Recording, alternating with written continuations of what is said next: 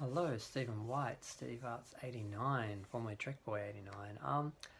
This is kind of my first video for my new channel. I had a channel under the name Trekboy 89, but I'm doing a new one. Just an update on Picard. Not a whole lot of news. Just to go through what we know already.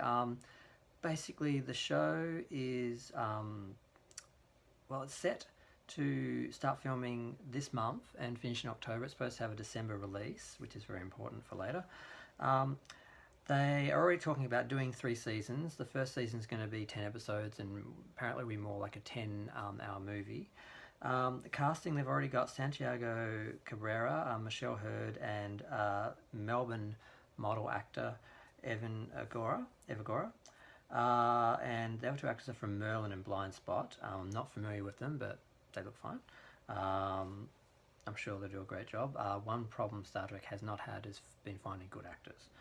Now the series is going to be executive produced by Patrick Stewart, as well as Alex Kurtzman, James Duff, Akiva Goldsman, Michael Chabon, Heather Kadin, I don't know a lot of those people. Rod Roddenberry, who we all know, if you're a Star Trek fan, you know Rod Roddenberry.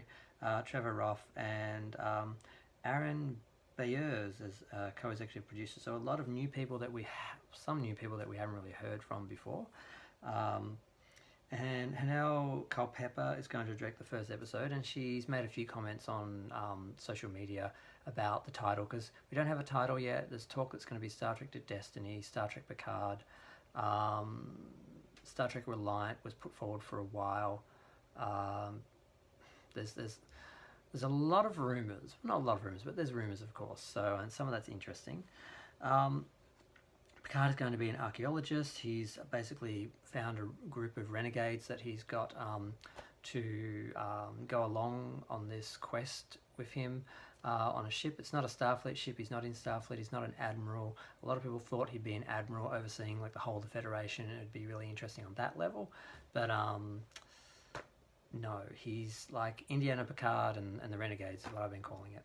So that's kind of what we know at the moment. Apparently, the new rumours, because you have to separate rumours from facts, of course. There's 2 main rumours. The first main rumour goes beyond the show. It's that the original Star Trek copyright holders, CBS, who run CBS All Access, they didn't want to risk any of their Star Trek revenue, because basically they inherited Star Trek and they get all the licensing rights for all the coffee mugs and the Star Trek Captain Kirk figures and trebles and stuff. They get all of that.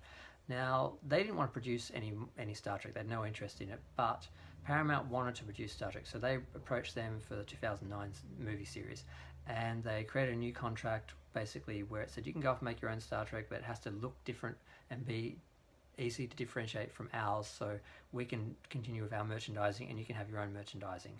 And supposedly the new series, Discovery and Picard and any future series, are made under that contract through the production companies that have come out of or linked to people from Bad Robot and the production company that worked on the films. So Discovery is 2 steps removed from Star Trek, because the 2009 movies were 1 step removed, and then apparently Discovery had to look different from those as well. So that's why there was this big backlash on the series, not just because of the continuity issues and the content issues and the canon issues. They also had all these issues with the look of the show, the feel, the theme, the vibe, whatever you want to call it. The tone of the show was different, and apparently this was contractually obligated. They had to make sure it was at least 25% different. That's the rumoured magic number, so it wouldn't conflict with, be confused with, compete with the other Star Trek merchandise, which I don't think there's any real danger of anyway. But so that's one of the rumours, which if you look at a lot of facts and a lot of the things involving the series and the way the series has been produced, and a lot of the articles have been read, a lot of comments and interviews, it does seem to be supported. It does seem, I'm taking it as fact, so I speak about it as though it's fact, but At the moment, it is a rumor, just like a lot of the rumors of the Enterprise production were rumors until the NDAs ran out and people started doing interviews and commentaries well after the fact, and we found out a lot of interesting things that we did suspect. So a lot of this stuff's going to come out later. But at the moment, that is affecting Picard, because the rumor now about Picard is that they are struggling to get the production underway, because when they went to the licensees with the designs for all the costumes and the ships and all that stuff, they were so far removed from anything recognizable as Star Trek. Like a future version of Discovery, even more removed from that, which is twice removed from the show already, or feels like, in my opinion, allegedly. It was unrecognizable to people as Star Trek, supposedly, to the licensees, and they said, no, not touching it, go off and do your version of Star Trek if you want, but don't ask us to produce anything, because we know it's not going to sell. We know Star Trek fans are not going to buy this stuff, because they know what Star Trek is, and they don't see this as Star Trek. The people that actually spend the money to buy the the models and the books and the DVDs and all the stuff that I've got in my bookshelf that I've spent thousands or hundreds of thousands of dollars in my life. I don't know how much I've spent. I don't want to think about it on Star Trek in my life. We support the franchise, not the people on Netflix who watch the show once because it comes up on the site and the app and forget about it.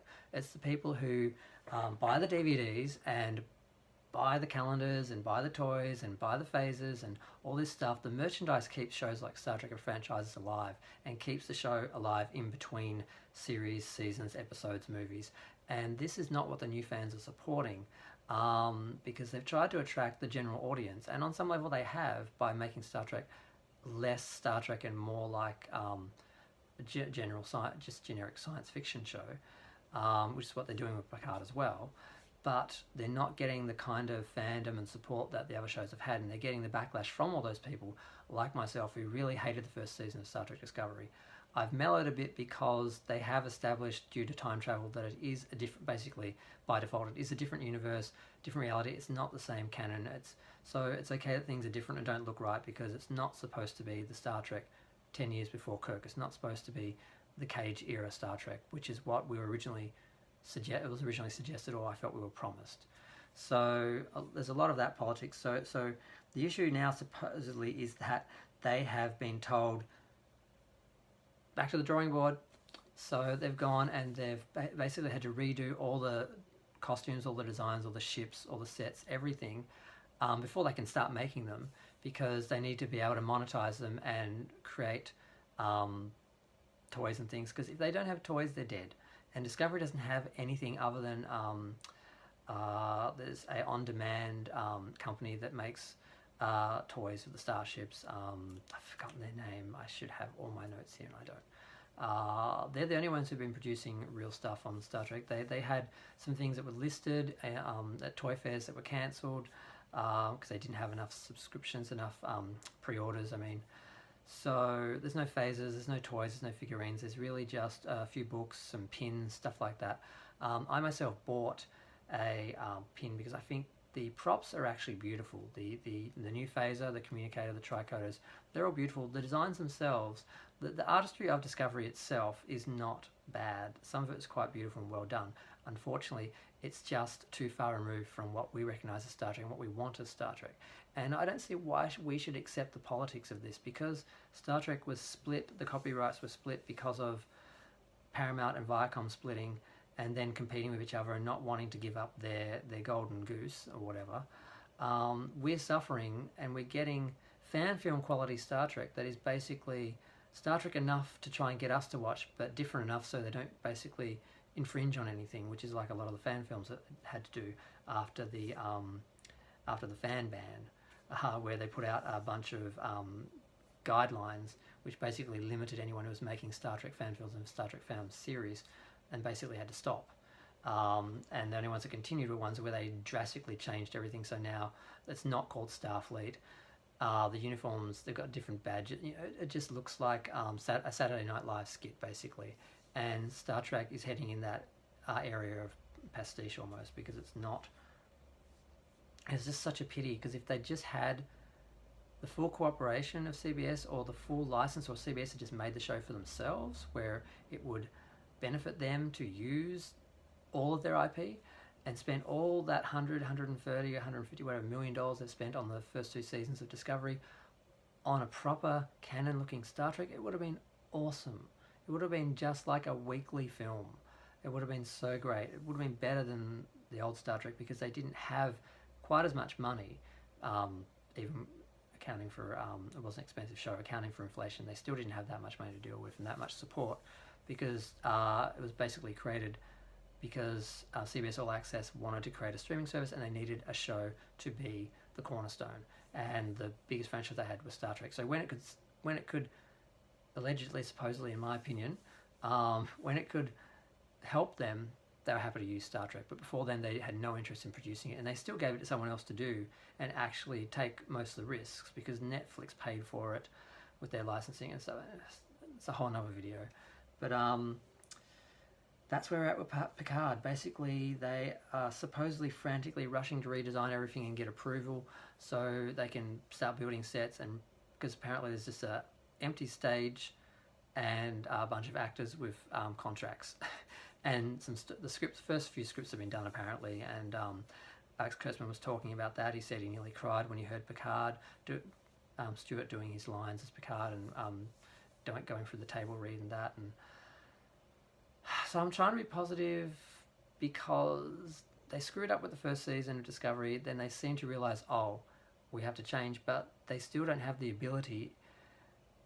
Because if they use if they ask CBS and CBS lets them or licenses them out elements from the original Star Trek, they can do that. They can put it in the show, but they can't monetize it, so it's not to their advantage. They can't if they put the old Star Trek, the old Enterprise, the original Enterprise design in there, they can't then produce a toy of it and make money out of it. So they're not going to do it because there's just this tension between what the fans want, what Star Trek should be, and what they want to do and what they can do legally, supposedly, allegedly, as far as rumors are concerned. So that's where we're at. That's a bit of a rundown of the whole show, where it's at, and just the latest rumors that they are struggling to get the show up on time because of these issues, which are the same issues Discovery had, and to a much lesser extent the JJ films had, because they did a really good job of redesigning the whole look of Star Trek. And I enjoyed those films, the first one.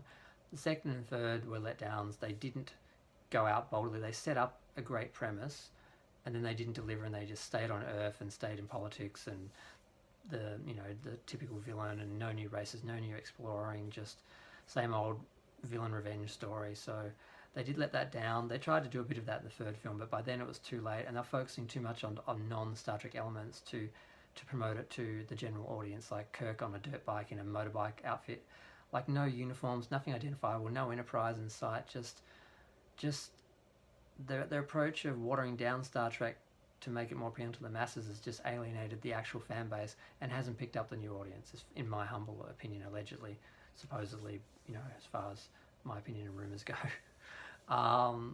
So that's it. That's my video on that. I'm going to keep updating because I'm fascinated in what's happening. I want to see what's happening. I don't know if I'm going to watch the series because we have All Access in Australia. CBS bought Channel 10, so now we have Channel 10 All Access.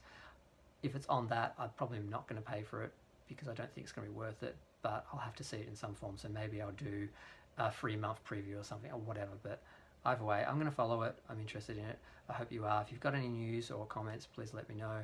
But yeah, thanks for listening, and hopefully we'll get a show that's worth watching and talking about later on. Bye.